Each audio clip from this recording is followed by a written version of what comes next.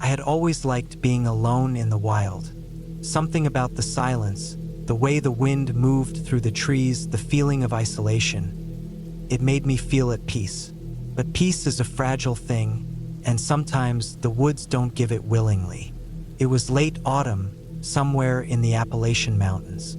The leaves were halfway gone from the trees, patches of red and gold still clinging to the branches while the rest lay scattered on the forest floor.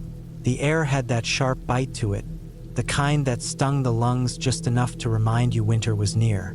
I had planned a week-long camping trip, just me and the wilderness, away from work, people, everything. I had been hiking all day, following an old logging road that had mostly been swallowed by the forest over the years. I knew the area well enough, having camped here a few times before. But this time I wanted to go deeper, past the usual spots, into the valley where fewer people went. It wasn't on any map, just something I had spotted from a ridge on a previous trip, lowland, thick with trees and far from any trail. By late afternoon, I found a decent place to set up camp. The ground was level, close to a small creek, and shielded from the wind by a cluster of pines. I pitched my tent, gathered firewood, and settled in for the evening. The quiet was comforting. The only sounds were the occasional rustling of leaves, the chirping of insects, and the distant hoot of an owl. As the sun dipped below the horizon, the temperature dropped fast. I wrapped myself in my jacket and sat by the fire, watching the flames flicker and dance. I had eaten earlier, so I just sat there, letting the warmth sink into my skin, listening to the forest breathe. Then I heard something. It was faint, almost drowned out by the crackling fire. A snap of a branch. Not unusual, animals moved through the woods all the time, but something about it made me pay attention. It wasn't the quick, careless movement of a deer or the light scurrying of a raccoon. It was slower, deliberate. I turned my head, eyes scanning the darkness beyond the fire's glow. Nothing, just trees, shadows shifting with the wind. I shrugged it off, telling myself it was just my mind playing tricks on me. The forest at night had a way of making the smallest sound feel bigger than it was. But then, a little while later, another sound. Closer this time. It wasn't just a branch snapping. It was the sound of something heavy stepping on dry leaves. I stood up, my body tense, heart starting to beat faster. My flashlight was inside the tent, so I grabbed a burning stick from the fire and held it up. The light didn't reach far, but it was enough to see the trees around my camp. Nothing. The forest stood still. I stayed like that for a while, my ears straining for anything else. But the only thing I could hear was my own breathing and the distant whisper of the wind. Eventually, I put the stick back in the fire and forced myself to relax. Maybe it was an animal, a bear maybe, but even that didn't feel right. Still, I was tired, and there was no use staying up all night over a few noises. I banked the fire, making sure it wouldn't go out completely, then crawled into my tent. I kept my knife close, just in case. Sleep didn't come easy. I lay there, listening to the night, every little sound making my pulse jump.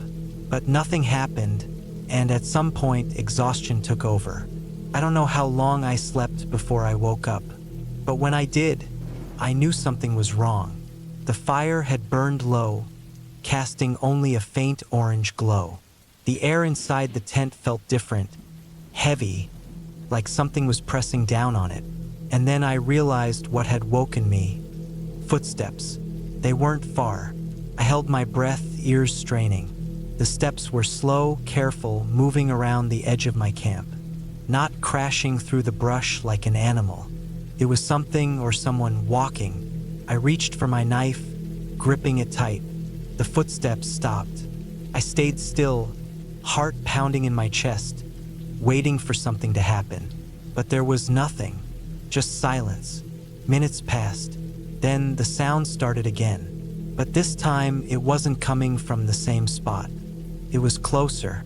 I couldn't stay in the tent. If someone was out there, they had the advantage. I needed to see them before they saw me. Slowly, carefully, I unzipped the tent just enough to peek out. The fire was almost out. The woods were black beyond it, but something was out there. I could feel it. I waited, barely breathing, my eyes adjusting to the dark. Then movement. Just at the edge of the light, a figure. It was standing there, half hidden by the trees. Not an animal. Person. I couldn't make out details, just the outline. Tall. Still. Watching. My skin went cold. I tightened my grip on the knife, my mind racing. What do they want? Are they alone? How long have they been out there? I had no answers. Then, after what felt like forever, the figure moved, turned and disappeared into the trees. I stayed frozen for a long time, my mind trying to make sense of it. But one thing was clear, I couldn't stay. I moved fast, packing only what I needed. Knife in hand, I doused the fire and started moving. I didn't care about the time, the cold, or how dark it was. I just needed to get out. I walked for hours, checking behind me every few minutes, but I never saw them again. By dawn, I had made it back to the old logging road. The sight of it, that overgrown path, was the best thing I had ever seen. I followed it back to where I had parked my truck, threw my gear in the back, and left without looking back. I never went back to that valley. I don't know who or what I saw that night, but I do know one thing. Some places aren't meant to be explored, and some people aren't meant to be found.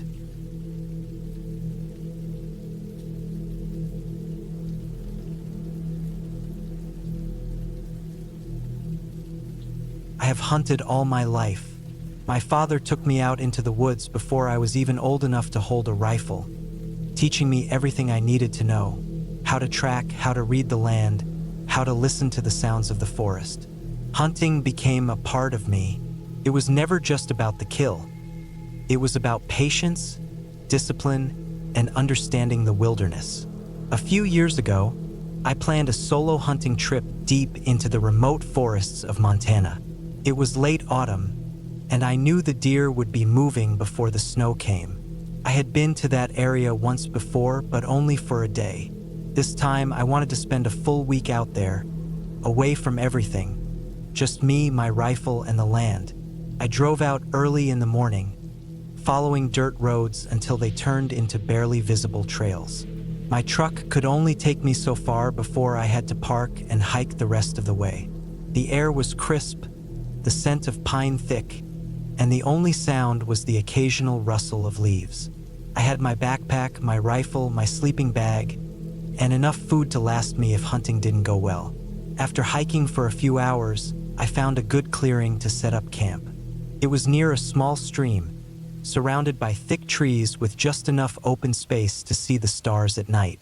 I set up my small tent, gathered some firewood, and made a small fire as the sun dipped below the horizon. The first night was uneventful. I listened to the sounds of the forest, the distant howl of a coyote, the occasional snap of a twig as some small animal moved through the underbrush. I woke up before dawn, packed my gear, and set off to find a good spot to hunt. The morning was cold, and my breath fogged the air as I moved through the trees. I found fresh tracks not far from camp. Deer, maybe a buck. The tracks were deep, meaning the animal was large and they were fresh. I followed them, moving slowly, keeping my steps light. I spotted the deer just after sunrise, grazing near a small meadow. A good-sized buck, perfect for what I had come for.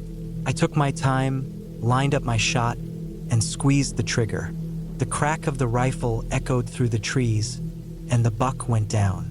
I waited a few moments, making sure it was dead before approaching. I field dressed it quickly, working with practiced efficiency. The air was cold enough that the meat wouldn't spoil if I left it hanging for the night. I hoisted it up onto a sturdy tree branch, away from scavengers, and started making my way back to camp. The hike back felt different. The woods were quiet, too quiet.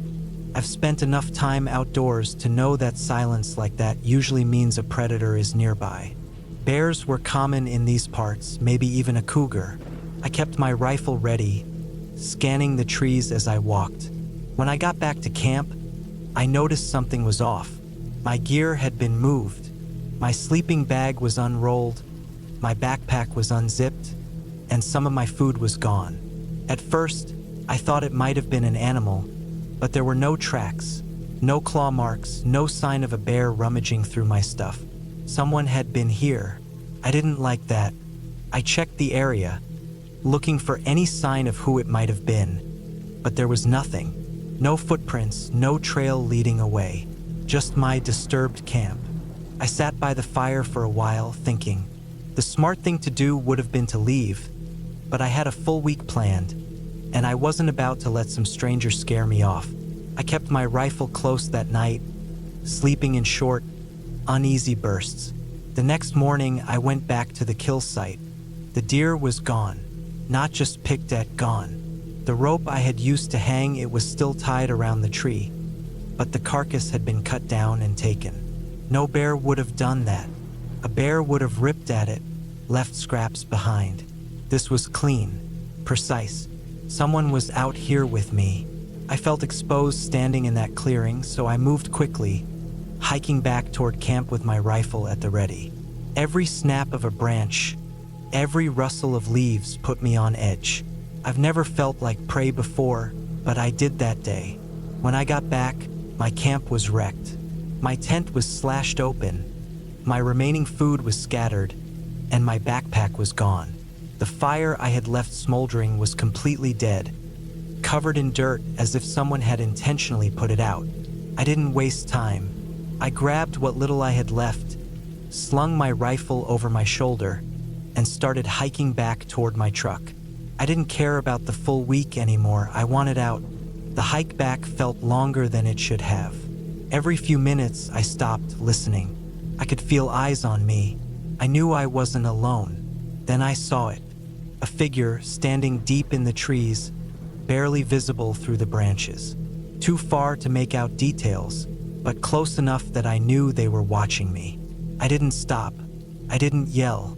I just kept walking, forcing myself not to panic. If I ran, they would chase me. I kept my pace steady, my rifle ready. The figure moved, not toward me, but alongside me, staying just out of sight. Stalking me, I walked faster. The sun was starting to set, and I knew I didn't want to be out here in the dark with whoever this was. Then I smelled it. Something rotting, something foul. It wasn't just decay. It was something worse, something sickly sweet and putrid. My stomach turned, but I kept moving. I finally saw my truck through the trees, parked right where I left it. Relief washed over me, but I didn't let my guard down. Then I heard it. Footsteps, fast, coming up behind me.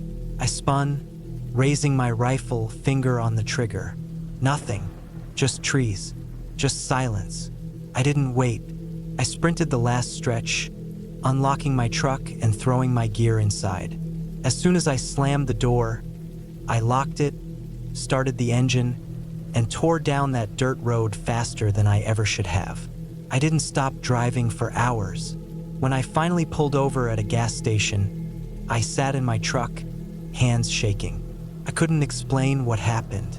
I didn't see a face, didn't hear a voice, but I knew someone had been out there with me, and they didn't want me to leave. I never went back to that part of the woods. I still hunt, but never alone. Never that deep. Somewhere out there, someone is watching, and they don't want to be found.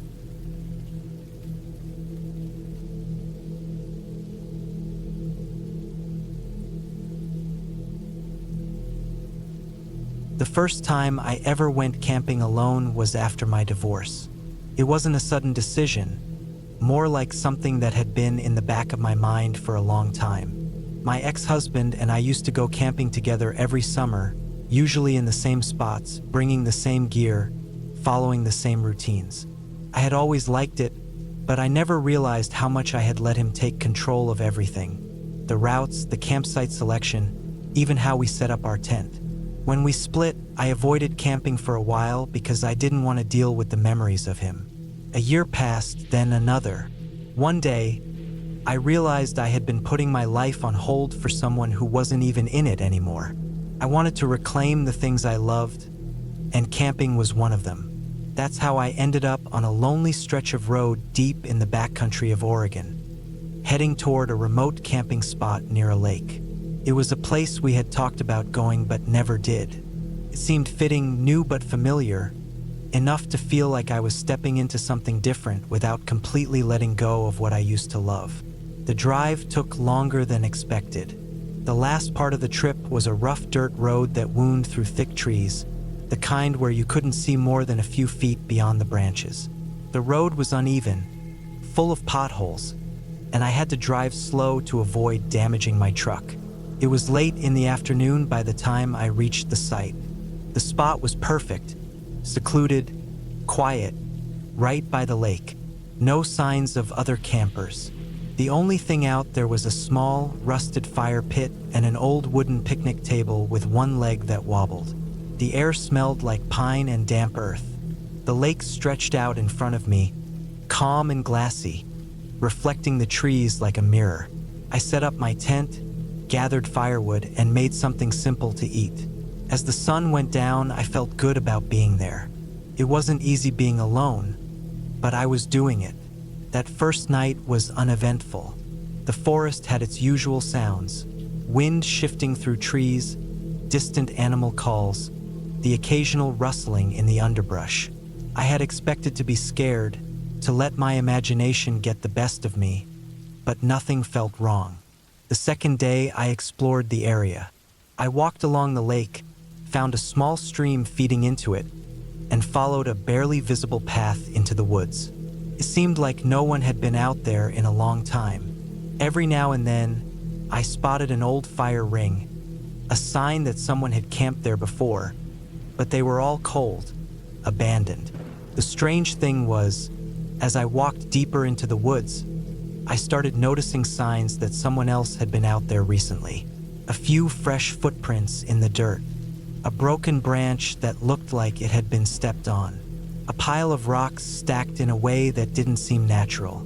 I told myself it was nothing, probably just a hiker passing through, but something about it felt off. By the time I got back to camp, the sky was starting to darken. I got a fire going, ate dinner, and tried to push the uneasy feeling away. I was just being paranoid, I told myself. Then, in the middle of the night, I woke up. At first, I wasn't sure why. I lay still, listening. The fire had burned down to embers, casting faint red light over the campsite. The air had that cold, damp feel that comes just before dawn. And then I heard it, footsteps, not an animal, not the random sounds of the forest shifting. These were deliberate, steady, someone walking. I held my breath, straining to hear. The steps were slow, careful, circling my campsite. Whoever it was, they weren't in a hurry. They weren't lost. They were moving with purpose. My heart pounded. I had a knife with me, but it was in my backpack outside the tent. My truck was parked a few feet away, but to get to it, I'd have to unzip the tent, get out, and run. If someone was out there, they'd see me the second I moved. I waited, barely breathing. The footsteps continued, circling, stopping every now and then before starting again. Then, after what felt like an eternity, they faded. I stayed awake until the sun came up, gripping the small hatchet I kept inside the tent. When morning came, I stepped outside, heart still pounding. There were footprints, clear, fresh ones in the dirt around my tent. Not boot prints, bare feet. I tried to tell myself it was just some drifter, someone passing through, maybe even a prank. But deep down, I knew better. I packed up my things as fast as I could, tossing them into the truck without bothering to organize. I took one last look at the campsite, at the footprints leading back into the woods, and drove away without looking back. The whole drive home, I kept thinking about it, the way they had walked, slow and deliberate, The way they hadn't tried to wake me or break into my tent. Just watching, waiting. I haven't been camping alone since.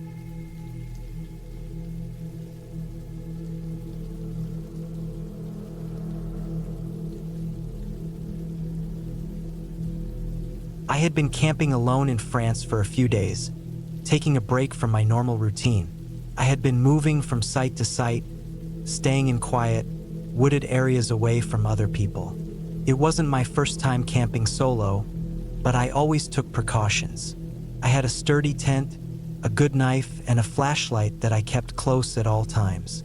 I had chosen a spot deep in the forest near a small town. It wasn't an official campground, but I had found it through an online forum for solo campers.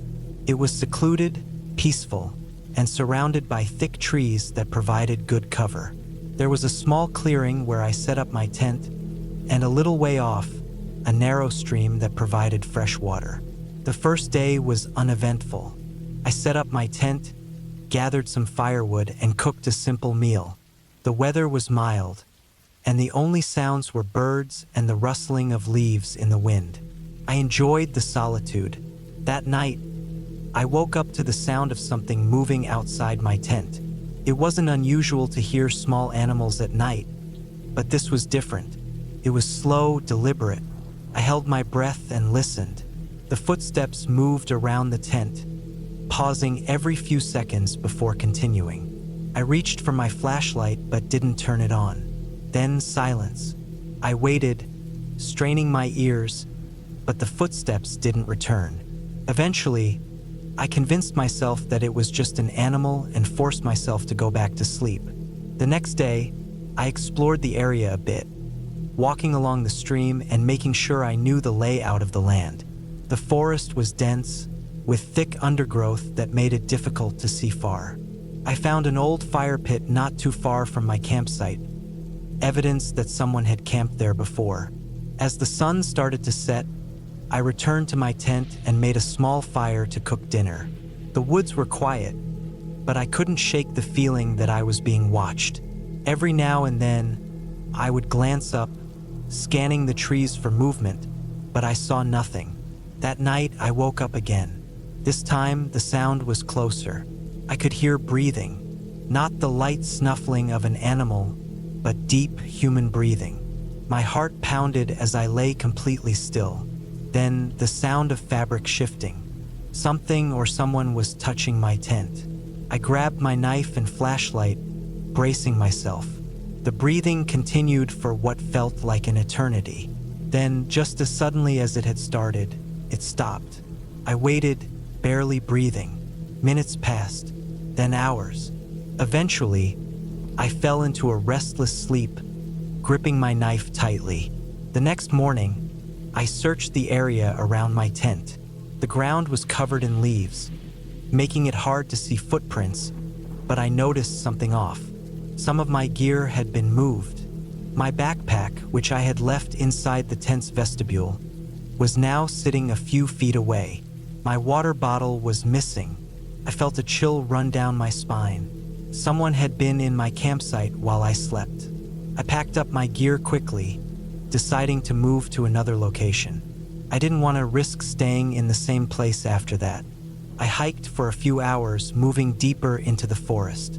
I found another clearing and set up my tent again, trying to ignore the unease in my gut. That night, I barely slept. Every little sound put me on edge. I kept my flashlight in my hand the entire night, ready to turn it on at any sign of movement. Nothing happened. The next day, I decided I had enough. I packed up and started making my way back toward the nearest town. The trail was narrow and winding, and I moved quickly. That's when I saw him, a man, standing off the trail, partially hidden behind a tree. He wasn't wearing hiking gear. His clothes were dirty, his hair unkempt. He was just standing there, watching me. I didn't stop. I didn't acknowledge him. I just kept walking, forcing myself to stay calm. A few minutes later, I glanced back. He was still there, but now he was closer. I picked up my pace. The trees thinned, and I saw a road in the distance. I practically ran toward it, my heart hammering in my chest. When I finally reached the road, I didn't look back. I walked until I found a small cafe near the edge of town.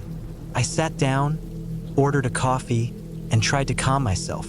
I don't know who he was or what he wanted, but I knew one thing. I wasn't going camping alone again.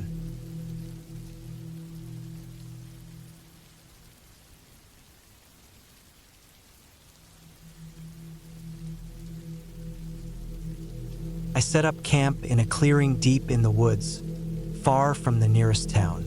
It was the kind of place where you could go for miles without seeing another person.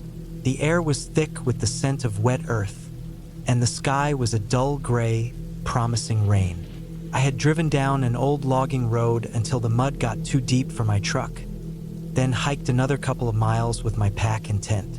I wanted solitude. I wanted to be away from the noise of everyday life, away from the glow of streetlights and the hum of traffic. I had done this before. Camping alone wasn't new to me. I wasn't worried about animals or bad weather. I had prepared for it all. By late afternoon, the first drops of rain started to fall. I had already pitched my tent and gathered enough firewood to last the night, but the idea of a warm fire quickly disappeared when the rain picked up.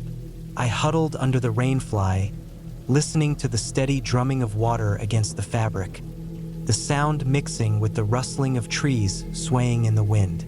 The forest had a different feel at night.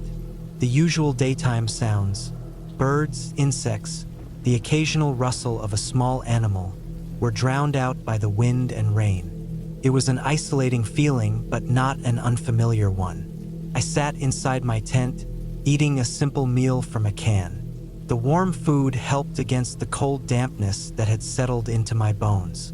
I kept my flashlight close, occasionally flicking it on to check the time or look around the tent. The rain was still coming down hard. There would be no fire tonight. At some point, I must have dozed off because I woke to an unfamiliar sound. A dull thud. At first, I thought it was just a tree limb falling in the storm. But then I heard it again, closer this time. It wasn't the sharp crack of a breaking branch or the rustle of leaves. It was heavier, more deliberate. I sat up, my heart pounding now. My flashlight was still in my hand. I clicked it on and pointed it toward the tent wall, where the sound had come from. The beam of light revealed nothing but the thin, rippling fabric moving slightly in the wind. I listened. The rain had lessened, now just a steady drizzle. But beneath it, I could hear something else. The sound of slow, deliberate footsteps. I froze. I wasn't near any trails, and I had hiked for hours before setting up camp. There was no reason for anyone else to be out here. I turned off my flashlight. My ears strained in the darkness. The footsteps were circling the tent, slow and careful, as if whoever it was didn't want to be heard. I reached for my knife, gripping it tight. Then the footsteps stopped. Silence. Nothing but the soft patter of rain on the tent. I stayed still, barely breathing. I knew better than to make noise. My mind raced with possibilities. An animal? Maybe. But no animal moves like that, slow and calculated. Minutes passed. Nothing. I thought about calling out, but something in my gut told me not to. Instead, I waited. Then I heard it. Something scraping against the nylon of my tent. Not a heavy scratch, just the lightest brush, like fingertips tracing along the fabric. It moved from one side to the other, stopping just above where my head was. I clenched my knife tighter. Then, just as suddenly as it started, it stopped. I stayed awake for hours, listening, but no more sounds came. By morning, the rain had stopped, and a thick fog had settled over the forest. I slowly unzipped my tent and stepped out, my knife still in my hand. There were footprints in the mud. Not just one or two, many.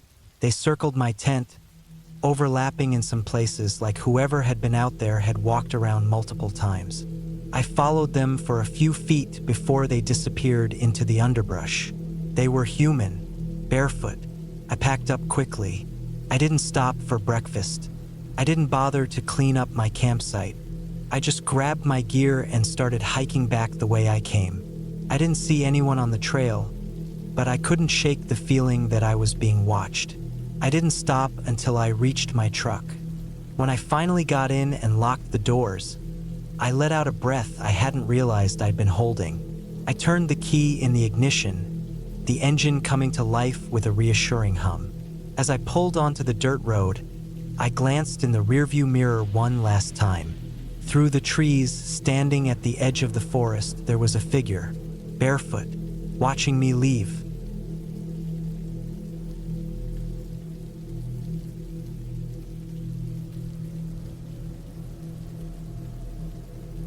I always liked being out in the woods alone. Some people say it's not safe, but I never felt that way. The quiet was something I got used to. The way the trees swallowed up sound, the way the wind moved through the leaves, it was peaceful. I'd been camping alone for years, never had a problem. This time was different. It was late October, just starting to get cold at night. I had taken a few days off work and decided to head out to a place I had been once before, deep in the forest, miles away from any town.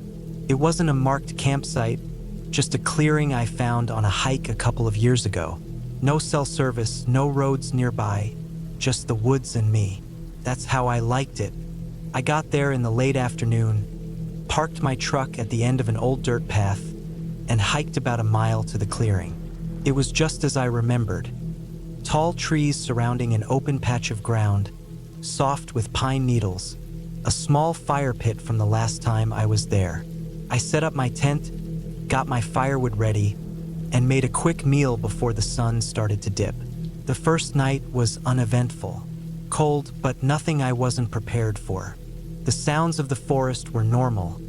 Owls hooting in the distance, rustling in the underbrush, maybe a deer moving through the trees.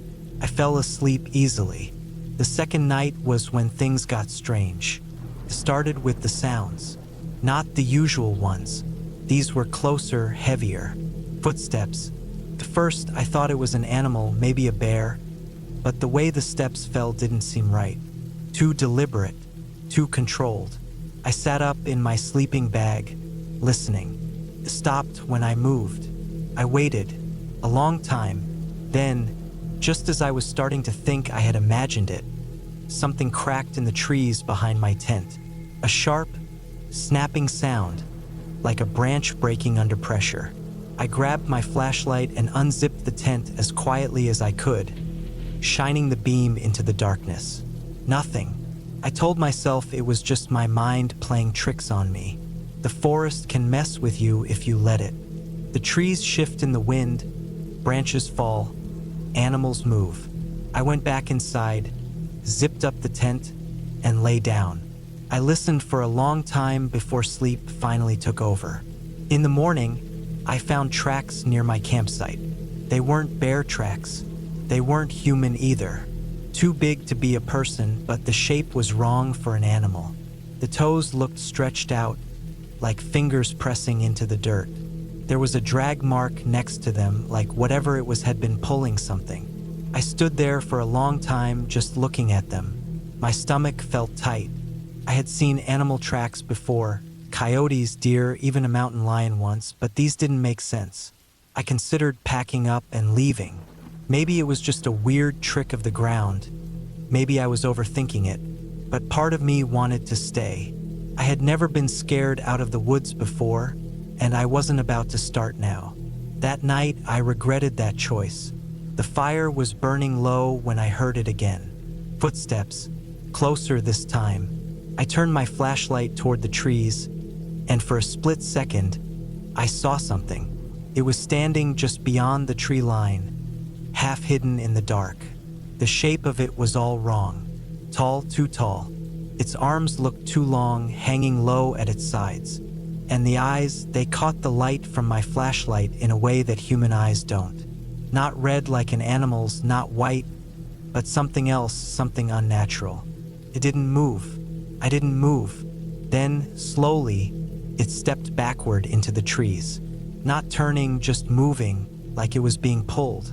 The branches closed around it and it was gone. I didn't sleep that night. I kept the fire going, watching the trees, waiting. Every so often, I would hear something breathing, a low scraping sound, like something moving through the underbrush. I didn't go inside the tent. I just sat by the fire, gripping my knife, waiting for the sun to come up. At first light, I packed up my gear and started hiking back to my truck. The whole way, I felt like I was being watched. The woods were too quiet. No birds, no wind, just silence. When I reached my truck, I saw them. More tracks. This time, they were next to my tire tracks in the dirt. They followed me all the way from my campsite. I got in, locked the doors, and started the engine. As I pulled onto the road, I looked in the rearview mirror. Something was standing at the edge of the trees. Tall, thin, watching. I didn't stop, didn't look back again. I drove straight home, and I haven't been back since. The woods don't feel the same anymore. I used to love the silence. Now it just feels wrong, like something is still out there, waiting, watching. I don't camp alone anymore.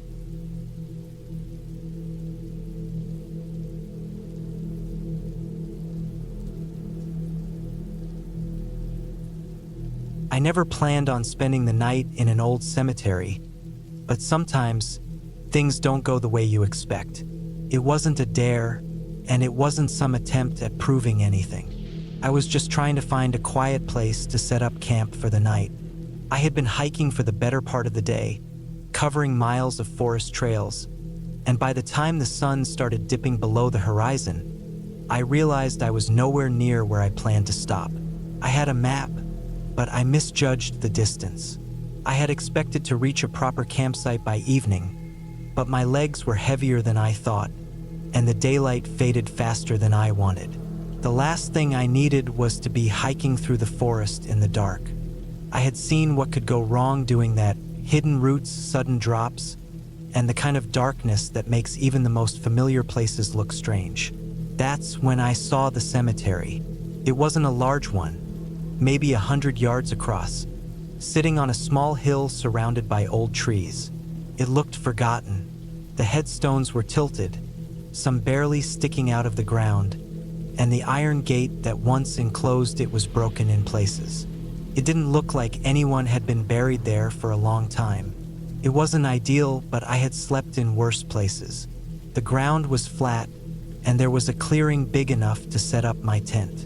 More importantly, it was open. No thick trees blocking the moonlight, no blind corners where animals could sneak up on me, just rows of stone markers and grass. I dropped my pack, stretched my legs, and got to work setting up camp. I chose a spot near the edge, where a few headstones leaned against each other like forgotten pieces of an old puzzle. I told myself it was just a place to sleep, nothing more. The dead wouldn't care. They had been here long before me, and they would be here long after I was gone. I pitched my small tent quickly, hammering the stakes into the soft dirt. The ground was uneven, but I made do. My sleeping bag was thick enough to keep me comfortable. The air had a bite to it. Autumn had started creeping in, bringing cooler nights. I kept my flashlight close along with my knife. Not that I expected to use it, but old habits die hard. I had spent enough nights outdoors to know it was better to be prepared. The wind picked up as I finished eating a protein bar, rustling the dry grass and making the trees creak. There was a strange quietness to the place, the kind you only find in abandoned spots. No traffic noise, no distant voices, just the wind and the occasional sound of an animal moving through the brush. I checked my phone. No signal. No surprise. I crawled into my tent, zipped it up, and tried to get comfortable. The cold seeped through the ground despite my sleeping mat. I pulled my jacket tighter around me, closed my eyes, and listened to the wind. It must have been around midnight when I woke up. First, I didn't know why.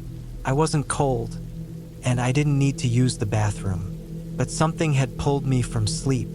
Then I heard it, a soft, shuffling sound. It was distant at first, barely noticeable over the wind. But as I focused, it became clearer, slow, deliberate movement through the grass. My mind went through the possibilities. An animal? A deer? Maybe? But it didn't sound like hooves. More like footsteps, uneven and cautious. I reached for my flashlight and flicked it on. The beam cut through the darkness, sweeping over the cemetery. Nothing. Just the same rows of old stones and patches of overgrown grass. I listened for another minute, but the sound was gone. Just the wind again. I took a deep breath and lay back down, telling myself it was nothing. The mind plays tricks in the dark. Sounds get distorted. The wind can make anything seem like something else. I closed my eyes. I wasn't asleep long before I heard it again. Closer this time. A distinct crunch of grass underfoot. Not wind, not an animal. Something was walking nearby. I stayed still, keeping my breathing steady. My knife was within reach. I didn't grab it yet. I didn't want to make any sudden movements. Then, another step. Whoever it was, they were close, maybe 20 feet from my tent. I held my breath, waiting. The seconds stretched. Then, as suddenly as it started, the sound stopped. I flicked my flashlight back on, this time moving slowly. My tent's fabric glowed slightly from the inside, but I couldn't see past it. If someone was out there, they were standing still. I stayed like that for minutes. Nothing. No movement. No sound. Then, just as I started convincing myself I was imagining things, the sound of fabric rustling came from the side of my tent. I turned fast, pointing the flashlight at the wall. The thin material showed no shadows, no shapes, but I knew what I heard. Someone or something was standing right outside. I didn't move. I didn't make a sound. I just listened. The wind had died down, making every little noise sharper. My own heartbeat sounded too loud in my ears. Then, slowly, the sound moved away. Footsteps retreating into the distance. Whoever had been there was walking back through the cemetery. I waited a long time before unzipping my tent. My breath was visible in the cold air as I stepped out, knife in one hand, flashlight in the other. The cemetery was empty. The grass was flattened in a path leading away from my tent, but there were no clear footprints, just disturbed patches of earth. I scanned every row of graves, every broken piece of iron fence. Nothing. I didn't go back to sleep. I sat outside, listening, waiting. The hours dragged. The wind picked up again, carrying dry leaves across the ground. The footsteps never returned. When the sky started turning gray, I packed up. My muscles ached from the lack of sleep, but I didn't care. I didn't want to stay there any longer than I had to. As I lifted my pack, something caught my eye near one of the headstones. A single shoe print in the dirt. Not mine. It was fresh, leading toward where my tent had been before disappearing into the grass. I didn't stay to find out who or what had been there. I left quickly, moving fast down the trail until the cemetery was far behind me. I never went back, never checked to see if anyone else had camped there. But every now and then, I think about that night, about the footsteps, about the rustling fabric, and I wonder if whoever was out there had been watching me long before I even noticed.